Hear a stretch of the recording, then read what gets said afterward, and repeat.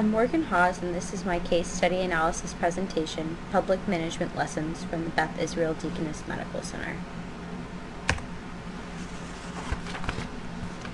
Beth Israel Hospital was founded in 1916 by the Jewish community in Boston. The development of this hospital gave Jewish doctors an opportunity to practice medicine in the greater Boston area, as well as to serve the Jewish community. The Beth Israel Hospital was well known for its nursing staff and high quality of care. Its mission was to create a high-class academic medical center known not only for its quality of research and teaching, but the quality of care. Deaconess Hospital was founded in 1896 by Methodist deaconesses. This stemmed from a movement out of Germany where emphasis was placed on caring for the sick and the poor, primarily by women. A focus on surgery began in the 1920s. Both hospitals became affiliated with Harvard Medical School.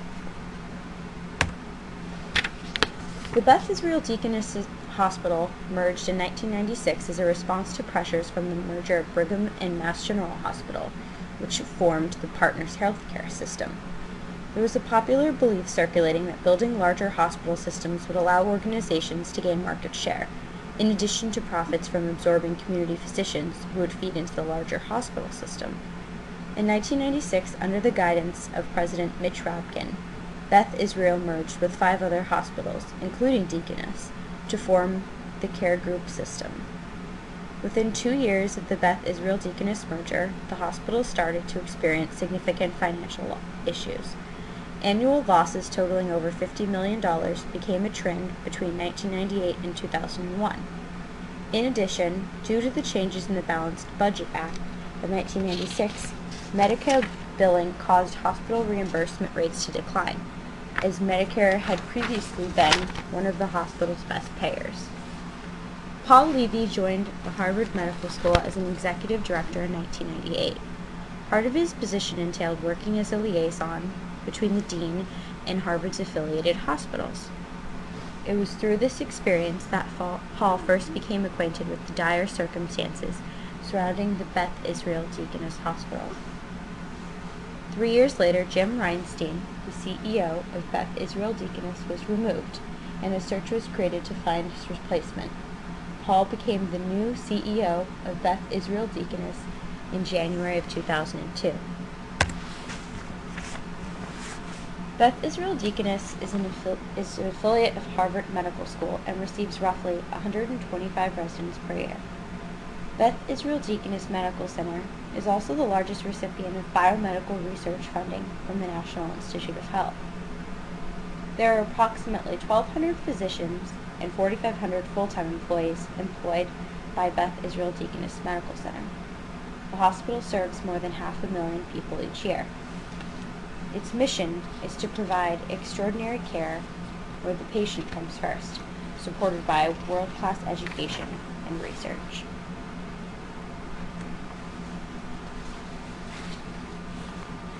Culture springs from 3 sources: the beliefs, values, and assumptions of the founders of the organization, the learning experiences of group members as their organization evolves, and the new beliefs, values, and assumptions brought in by new members and leaders. Founders have a particular influence as they create an initial vision that becomes embedded in the culture of the organization. It's part of a shared history among group members. Staff will cling to this vision and the traditions of the organization until such a time when the group fails and breaks apart. In the case of Beth Israel Deaconess Medical Center, it is easy to see that there were issues with organizational culture that carried over from the merger. Part of the problem was that leaders were trying to merge together 2 cultures with completely different missions and values. There were also issues with leadership, as decisions regarding whether or not a merger was appropriate were heavily influenced by the threat of competition from the Partners Healthcare System, as well as the general pressure to renew the organization based on the political priorities of the 90s. Following the merger, leaders made the decision to focus on clinical integration instead of integrating back-office functions like Partners. This stimulated hostility and mistrust, which eventually resulted in financial issues. The financial trouble set in quickly, and as the organization began to decline, it faced internal issues as well, such as overstaffing and ineffective management and communication structures.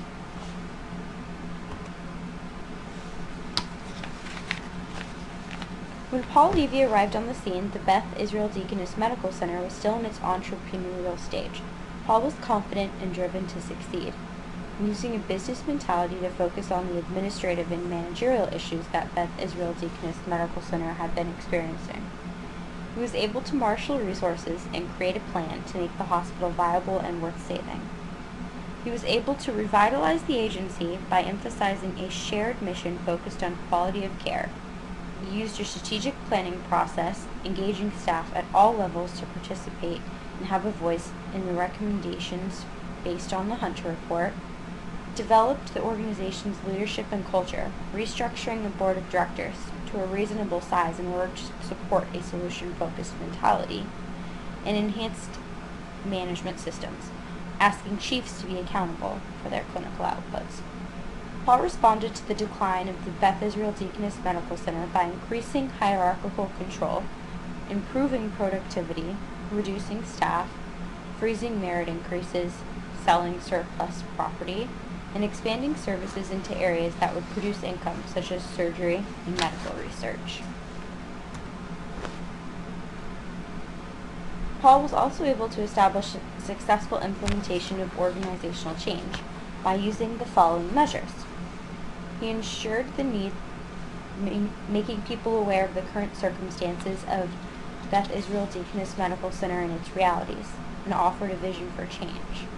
He provided a plan based on recommendations from the Hunter Report, while including input from employees.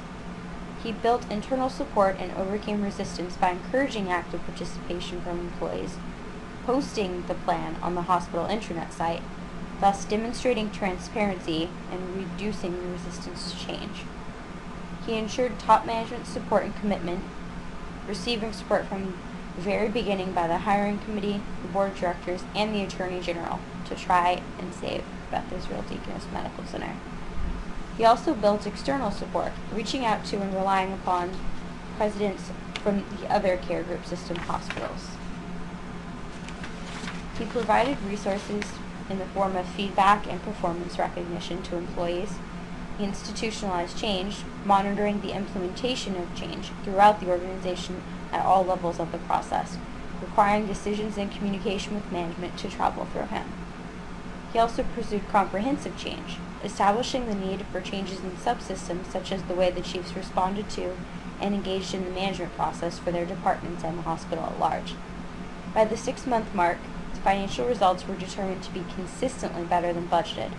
There were 2 profitable months, and 5 out of 6 months experienced a positive cash flow. So what are the lessons learned? Effective leaders engage stakeholders during the strategic planning process and do not make decisions without a general consensus of the topic at hand. They know that staff buy-in is an effective way to achieve results. Without it, individuals will likely make decisions outside of protocol. Transparency fosters trust. It provides staff with a feeling of being in the loop and engenders a sense of community. It also reduces ambiguity and serves to reinforce a positive, constructive culture within the organization. A shared mission is vital to the success of the organization. Developing a mission consistent with the values of the organization. The vision should play off the strengths associated with this mission and will provide a path to sustainability. Actions speak louder than words. It is not enough to know that issues exist and to know what the solutions are. A leader must be able to translate thoughts into actions, executing and implementing a plan that negotiates the priorities of the organization and its group members. The leaders of Beth Israel Deaconess Medical Center had hired numerous consultants to develop plans for implementing improvements, but leaders expressed that there was pushback from doctors and staff members, and thus there was never any follow-through on the recommendations that were made. So what can be done? Establishing an environment that supports open communication across departments and the system at large can help break apart and prevent silos from forming. Holding people accountable for their actions and inactions reinforces the importance and role of every staff member, particularly managers. Managers must lead by example, and in order to make sure rules are being followed, conformity must be emphasized, although not at the expense of innovation. Evaluating progress and sharing updates consistently with staff can help boost morale. Celebrate successes and achievements along the way. Effective leaders use influence to create change.